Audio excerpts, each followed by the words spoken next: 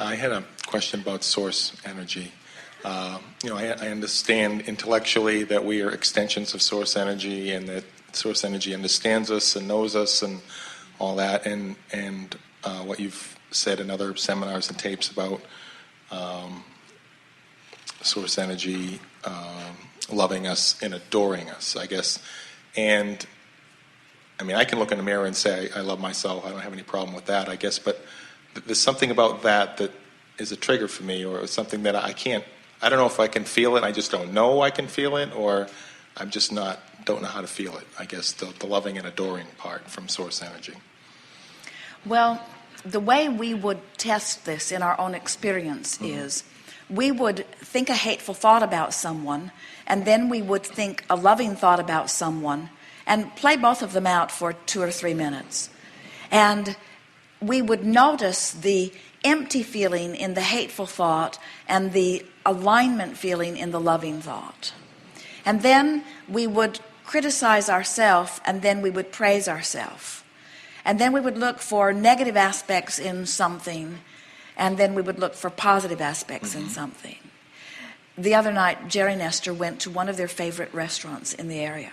And every year they come, and every year they stay a few days, and every year they eat every meal there that they can, every evening meal. And there is one room that they especially love, and there is another room that they just soon not be in. And when the owner of the restaurant is there, he always puts them in their favorite room, but when he's not there, they might end up in another room. And while they could ask for it, they want the universe to find their table for them. So the other night, they were placed in the room that they don't like so well. And when Esther first sat there, Jerry looked at her because he knew she was disappointed. And she looked at him because she knew he was disappointed. And then they both set out to make the best of it, but neither one of them were really getting there quite yet. They were looking longingly into the other room. And then the owner of the restaurant came in and discovered them there. And he said, "Oh my, what are you doing here?"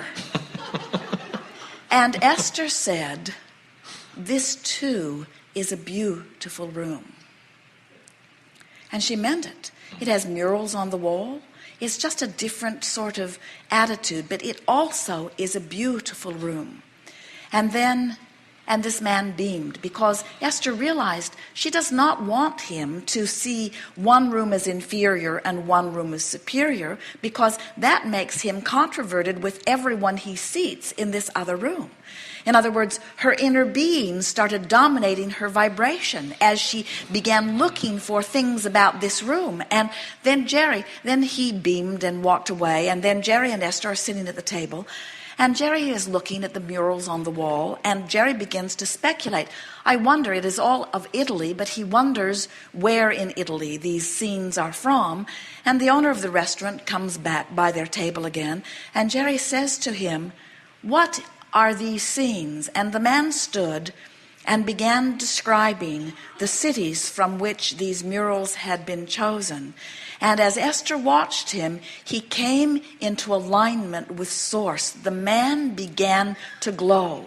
His eyes filled with sort of soft, happy tears as he described this land he loved so much and why he chose those murals. And as Esther relaxed into the energy of this now even more beautiful room, she felt that this conversation had not only transformed that room for her forevermore, but for the owner of the restaurant as well.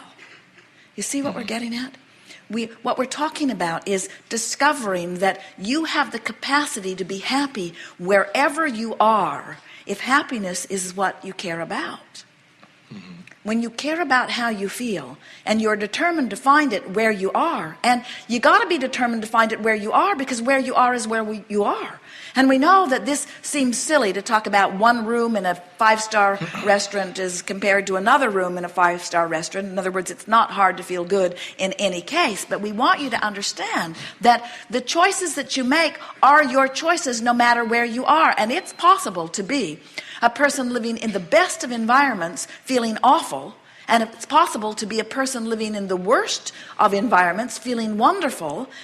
But the way you feel is your choice. And the more you choose feeling good, the more you care about how you feel, the more alignment is what you are focused upon, then the more of the thing, what feel like peripheral or external things in your life begin to take shape and perform for you in the most pleasing of ways. Source energy. It's not easy to find words that help physical friends get their thoughts around what's non-physical when they're focused in a physical realm where they're translating everything in physical terms. We want you to understand that you were a being before you became this being, and that even while you are this being, that you are that being as well, and that the being that you are being in this physical body is causing you to become even more, that larger part of you is becoming, and that's what we want to call source. We want you to understand that you are the physical embodiment of source energy, and that when you feel for the only way that you can distinguish, when you feel for it, you can't see it, you can't hear it, you can't smell it, you can't touch it, you can't know it in its pure essence other than through your emotions. But when you tune yourselves to the emotions of source, you will discover firsthand what source is. And what source is the vibration that feels like love to you. That's as close as you're ever going to be able to define it, you see.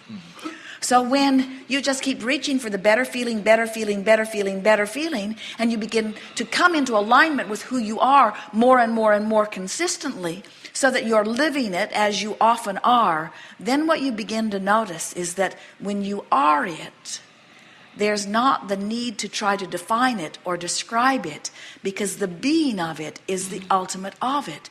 And that's what Esther noticed. She went from a whining, complaining in her mind person about this table that they had given her that she felt like she did not want, to turning her thoughts to the beauty of something, and with nothing really changing in her environment, she turned from upstream to downstream. She turned from disconnected to connected. She turned from being a physical body apart from who she really is to being a physical body in combination with who she really is, and she felt the full essence of source energy begin to flow through all of them there. It was a moment of ecstasy, a moment that she will always, always, always, always remember. In fact, that table may forevermore be her favorite table in any restaurant anywhere, because it was a table where she felt alignment happen when it didn't have to. Alignment happen when it didn't have to.